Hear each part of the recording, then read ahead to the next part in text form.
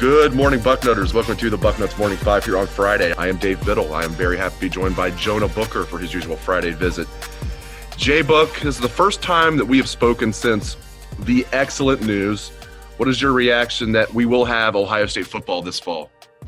I'm very excited, Dave. It just gives you something to look forward to. I truly didn't believe that we were going to be able to see Justin Fields in a Ohio State uniform again, and the fact that we're going to get this opportunity to get back at Clemson is very exciting. The one thing that does give me just a slight pause are the restrictions that the Big Ten has put in place as far as players. If they test positive, they have to be out for 21 days, and the 5% or the 5 players, if you test positive on the team, you have to cancel a game. I just think that right there, those particular guidelines that they're setting in place will need to potentially be rolled back because it's very extreme. It's more extreme than all the other leagues, including professional football. Even if guys are testing, 20 negative tests in a row after 10 days, having them sit out another 11 days, that's pretty harsh. But overall, I'm just happy that football is going to be back in the Big Ten. I think this is an opportunity for Ryan Day to really inflict some pain on everyone in the Big Ten. As Gene Smith said, he talked to people within the playoff committee, selection committee, and basically Ohio State will have enough games if they can finish the entire schedule. But one key component is how they look. So it's going to be a beauty contest right now because the matrix that the playoff selection committee typically uses, a lot of those matrix are eliminated, especially the non-conference games. So Ryan Day has no choice, but once they suit up, he's going to have to drop 60, 70 on a lot of these teams. Or 100 if it's Michigan, all right? As he joked with his team, maybe he wasn't joking that we're going to drop 100 on him this year. I don't know how that got leaked to the public. Oh, we did that, didn't we, at Bucknuts? But I want to ask you about the 21-day thing in a minute because that's very interesting. The players would have to sit out for 21 days if they do test positive, as you mentioned. But before we get there, I'll just be frank. At one point, I gave up hope. I just had zero hope. I was – at one point in June, I was extremely confident. And then, I don't know, 2 weeks ago or so, I had completely given up hope. And were you ever to that point where you were just like, there's no way we're having a season? Or did you kind of keep hope the entire time?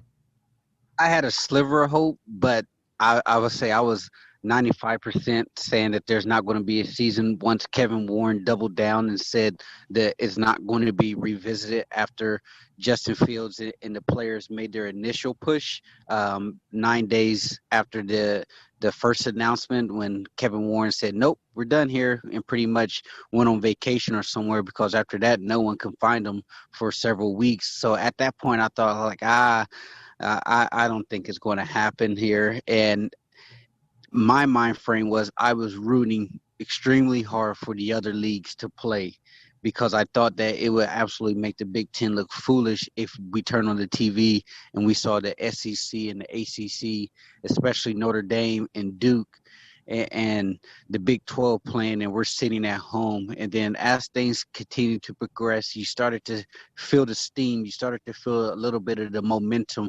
Randy Wade going to and getting the rallies and things started, which created a national storyline.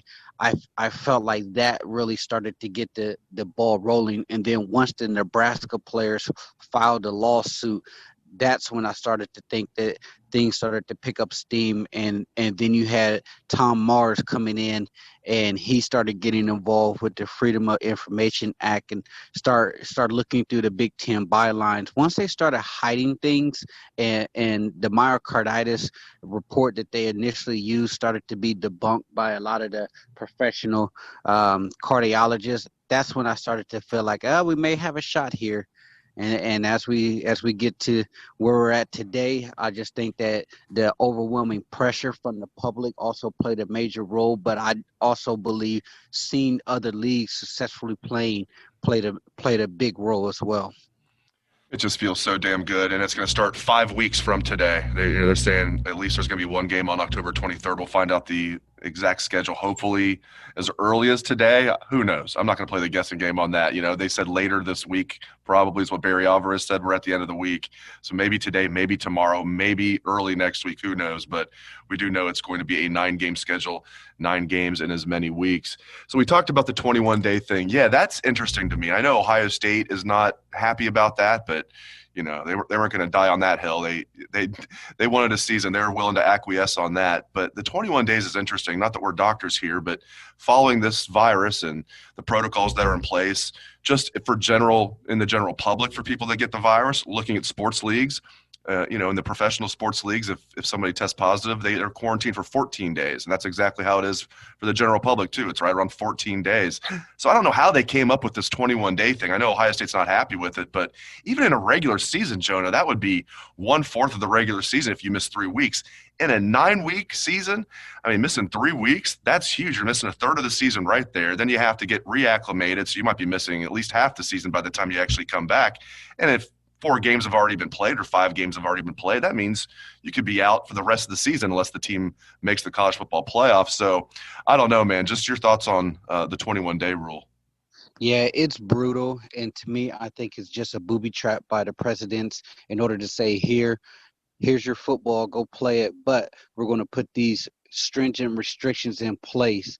And as you mentioned, it's more extreme than anywhere in society. You look at the average human being who's working in America, you get sick, or if you have asymptomatic positive test, you're out 10 to 14 days. And a lot of these kids, what they're going to see is asymptomatic positive tests if they do have it. And then kids are just going to be sitting around for 3 weeks. And then that also doesn't take into account the contact tracing. So guys are going to be sitting down for a couple of weeks because they may have been exposed. It's the same thing that happened to University of Charlotte, who's supposed to be playing UNC this weekend. They couldn't field a team because they didn't have enough position groups on the offensive line.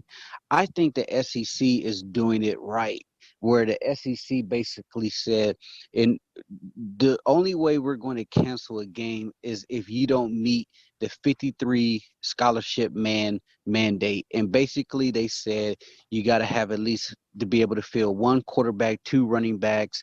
I think they had 7 to 10 offensive linemen on your roster that you can actually field. So as long as you have a legit 53-man roster, you can play the game. But the 21-day, it's more extreme than anyone else. It'd be interesting to see, as they like to say, the science continues to progress and we learn more. Well, as we continue to get further into the season or closer to the season, I hope they would try to at least roll that back to 14 days, because as you mentioned, you get popped for COVID, and depending on what position you're playing, if you're a quarterback one, that could be detrimental to your team. Yeah, let's keep Justin Fields in bubble wrap as much as possible.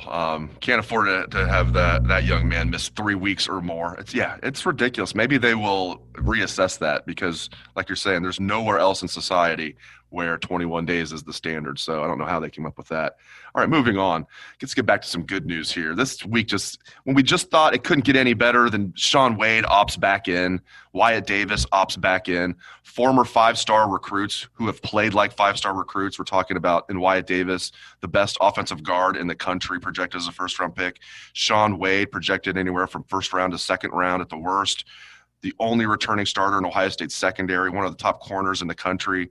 He's going to have to think, I don't know if he'll be a finalist for the Thorpe Award, but he'll be in the discussion, I would imagine, if he has, enough of the stats, which will be tough in a shortened season. I get that, but, a lot of teams are playing a shortened season. Maybe not this short, but just huge news, man. I really thought once they made that decision that was a final decision and they were not going to come back. But again, this week just could not get any better. We're getting Wyatt Davis and Shaun Wade back, Jay Book. Yeah, very exciting. To me, I always thought there was a shot if the Big Ten could figure out how to get this thing on the on-ramp, because they were saying pretty much right after they declared that they were opting out that Randy Wade was saying that we don't even know what's going on with the Big Ten. As soon as we get some type of formal announcement that they're actually going to play, then we can consider all options there. So I'm very excited about it. It's really going to bolster the roster there. Wyatt Davis, he's a junkyard dog up front, a true leader. Shaun Wade's a veteran leader on the back end. I had my mindset that we were going to see Seven Banks and Cam Brown, the youngsters, and Marcus Williamson. I was fired up. I was like, let's go, young guys. It's time to step up, time to shine.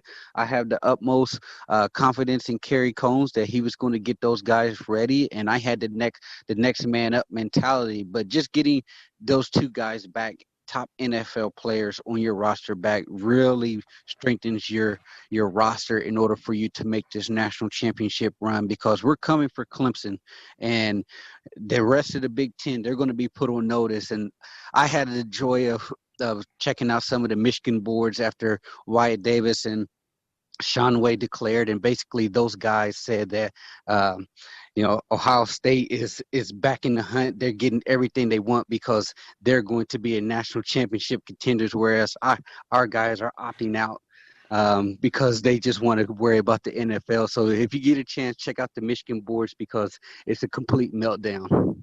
It's always good for some chicanery to go over to the Michigan boards when bad things are happening to Michigan or good things are happening to Ohio State, which a lot of times is simultaneous. So yeah, that's good advice. Go over if you need some fun today. Go over and check out the Michigan boards and what they're saying. Great stuff as always from Jonah Booker. I appreciate you getting up super early this morning, Jay Book. You always come strong, and I appreciate it, my friend. And thank you to all listeners out there for tuning in. Have a great weekend, Bucknutters.